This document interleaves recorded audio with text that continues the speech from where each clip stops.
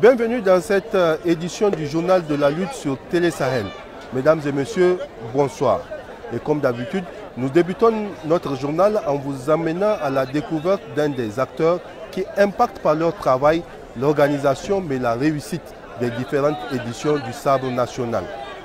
Depuis le début de cette 43e édition du Sabre national, Aliou Oumarou s'est attelé à cet exercice-là. Ce soir, il nous présente Madame Li, à l'état civil, Aminatou Boubaka. C'est elle qui rédige les communiqués qui sont diffusés au niveau de la table technique. Le reportage. Amine Aboubakar Bagarama, Madame Li, est née à Zender en 1971. Son père étant fonctionnaire à l'époque, elle fréquenta les écoles primaires et les collèges de plusieurs localités, Dungas, Magaria, Walam et Terra. Madame Li Amina a suivi ensuite une formation à l'INJS de Niamey, où elle sortira professeure de jeunesse. Elle effectuera une autre formation, cette fois-ci à l'université Cheikh Anta Diop de Dakar, précisément à l'Institut de la jeunesse et du sport. Là, elle sortira inspectrice de la jeunesse, du sport et de l'éducation populaire. Madame Li Amina a exercé plusieurs fonctions, notamment dans l'administration, dans les projets et programmes, au COJ et à l'arrondissement communal Niamey 1. Elle a fait ses premiers pas dans l'organisation du championnat national de lutte traditionnelle en tant que sponsor de 2003 à 2013. À partir de 2014, Madame Li Amina participe aux éditions du Sabre national.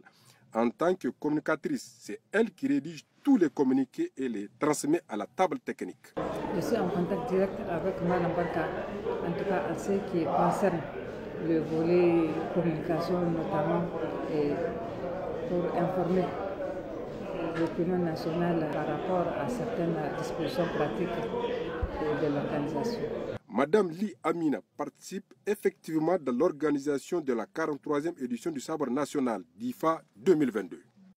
En marge de cette 43e édition du Sabre national, comme les scolaires, les personnes en situation de handicap, notamment visuel, ont aussi eu la chance de compétir autour de la même discipline, mais autour des mêmes valeurs. Au terme de cette compétition, nous avons tendu notre micro au président de l'association nigérienne de sport pour personnes en situation de handicap visuel ou auditif. Il était au micro de Hassimi Aboulaye. Nous sommes à notre 5e édition de Sabre. Maintenant, en termes de comment les choses se passent, nous dirons que les choses se passent très bien comme souhaité dans la règle de l'art. Nous avons même fini notre compétition hier, dont Tao est premier et Zender deuxième et Niamey troisième. Donc nous pensons que les choses sont vraiment, malgré le contexte sécuritaire très difficile, les autorités, au premier rang, son excellence Mohamed Bazoum, ont su vraiment relever le défi. Parce qu'aujourd'hui, quand on prend, la lutte fait partie des sports rois au Niger qui rassemble, qui réunit, qui crée vraiment une cohésion intergroupale ou intergroupale. Donc nous saluons vraiment vivement cette édition et nous souhaiterons aussi que les éditions à venir puissent se tenir mieux que cette édition. Aujourd'hui, il ne faut pas perdre de vue que le phénomène de la mendicité est devenu un fléau qu'il faudra tous citoyens, en tout cas, puissent s'engager pour réduire cela. Donc c'est vraiment dans cette dynamique, c'est dans cet état d'esprit même que nous avons eu à asseoir cette fédération. Cette fédération qui, malgré, comment on appelle, des intempéries, qui lutte jour et nuit, qui fait vents et marées pour pouvoir réduire ce taux de mendicité.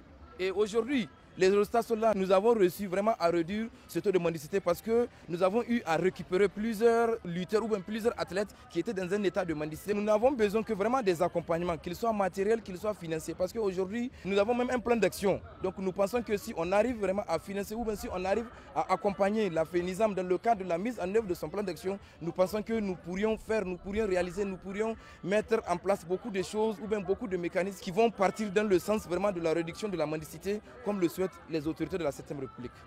Vivre ensemble, nous sommes une famille. C'est le thème retenu pour cette 43e édition du Sabre national. Un thème, mais un état d'esprit pour l'ensemble des participants à cette édition, nous apprend Hassim Abdoulaye à travers ce reportage. Suivez et vous comprendrez pourquoi.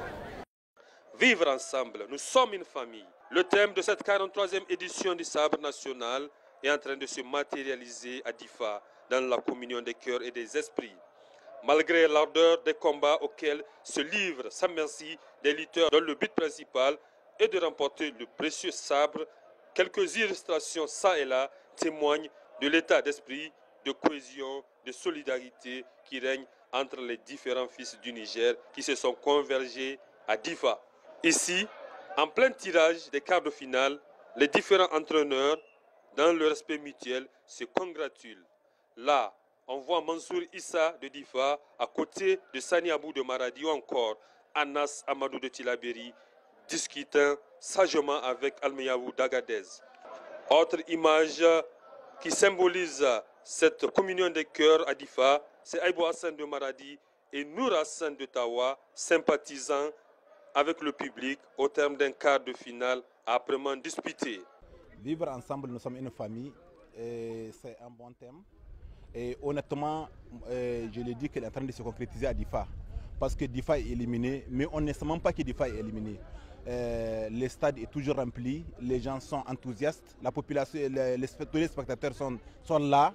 La lutte se déroule très bien, sans problème, et que tout le monde participe activement à la lutte. Vivre ensemble, nous sommes une famille, mais du même père, même mère. Donc c'est ça en tout cas, moi ce sport-là. En somme, à Difa, les Nigériens étaient vraiment en famille. Un acquis qu'il faut continuer de pérenniser.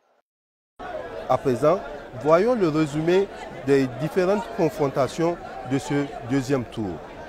Il y en a eu 6 au total. 2 le matin pour réduire le nombre de lutteurs invaincus de 10 à 8.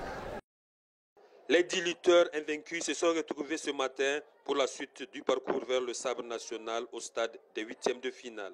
À l'issue du tirage au sort, 6 d'entre eux ont eu la main heureuse et se qualifient sans combattre en quart de finale. Il s'agit des 2 invaincus de Dosso, Kadri Abdou et Ali Seyni, les 3 de Niamey, à savoir Yacouba Damou, Abba Ibrahim, Sabo Abdoulaye et Saleh Daouda d'Agadez.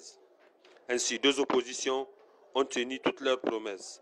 D'abord, Aïbo Hassan de Maradi, toujours avec le même style, se défait d'Abdou Salam Samaïla de Tawa.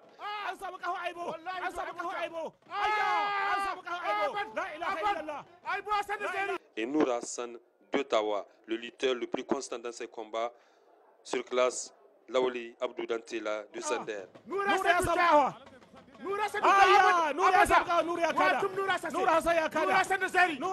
4 combats à ce stade de quart de finale, synonyme de chaude empoignade. Le pronostic était difficile, même pour les initiés. Jamais un combat de quart de finale n'a été aussi équilibré sur le papier.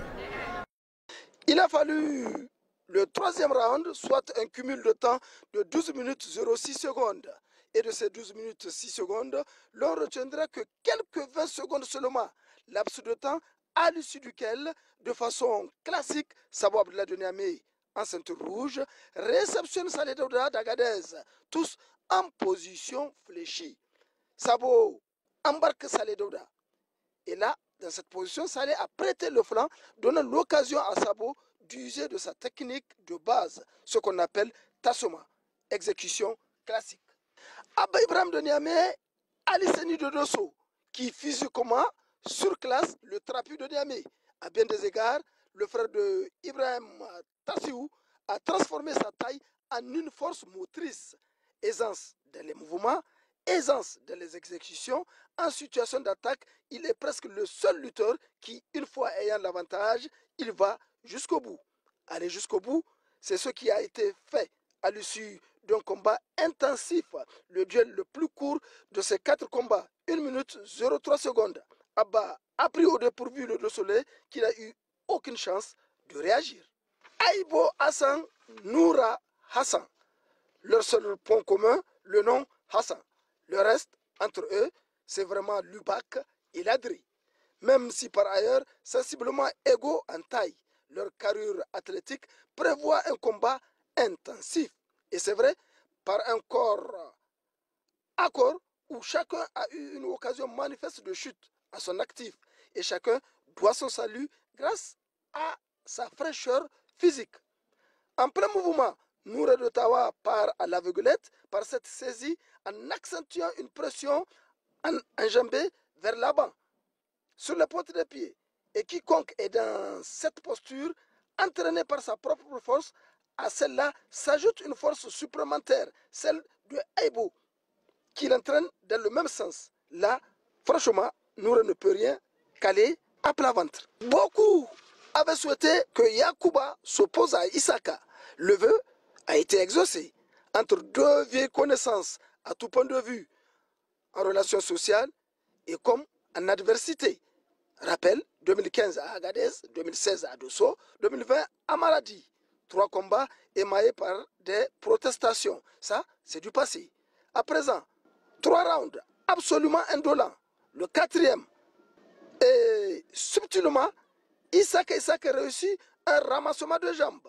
La jambe droite de Yacouba. Son envergure le permet de tirer davantage Yacouba vers lui pour mieux le cerner et pour mieux s'assurer.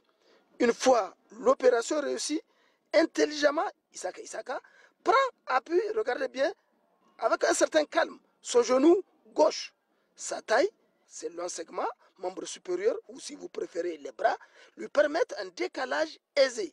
Et sans trop forcer, il fait basculer tout simplement Yacouba. Nous connaissons alors désormais les 4 lutteurs invaincus, qualifiés donc pour les épreuves de demi-finale dès demain matin. Je vous invite à les découvrir plus en profondeur dans ce reportage de Hassimi Abdoulaye. Sabo Abdoulaye, il lui reste encore quelques ficelles dans la technicité depuis son séjour au Sénégal où il s'est amélioré. Ayant goûté une fois à la finale, c'était en 2015 à Agadez face à Isaka, Sabo Abdoulaye procède le plus souvent par un faux ramassement de jambes plus décalage et enveloppe l'adversaire pour procéder par un tassement. Abba Ibrahim de Niamey, le Litin. Voici la 2e fois consécutive que le puné de Tassou Ibrahim s'invite dans le Gotha de ce qui n'est plus une intrusion. Abba est rentré en effet de fort belle manière en forçant l'admiration. Trapu mais très athlétique, ce qui lui donne le droit de se mouvoir amplement dans n'importe quelle situation. Il procède par une saisie cheville plus percussion. C'est la coqueluche des 2 dernières années. Aïbo Hassan de Maradi. La force dans toute son essence. Rapide dans les exécutions des tâches, il ne donne aucune chance à l'adversaire de s'exprimer, surtout quand il procède par une étreinte le long du buste de l'adversaire qui se trouve en état d'anesthésie. Aïbo achève sa besogne par une forte torsion dorsale. 4 fois détenteur du sabre, cela se passe de tout commentaire, d'autant que cela n'a rien à voir avec le hasard. Isaka en est fort capable, très confiant et aussi prudent. Isaka sait quand il faut prendre une décision. Et c'est ici que s'arrête la frontière entre lui et les autres.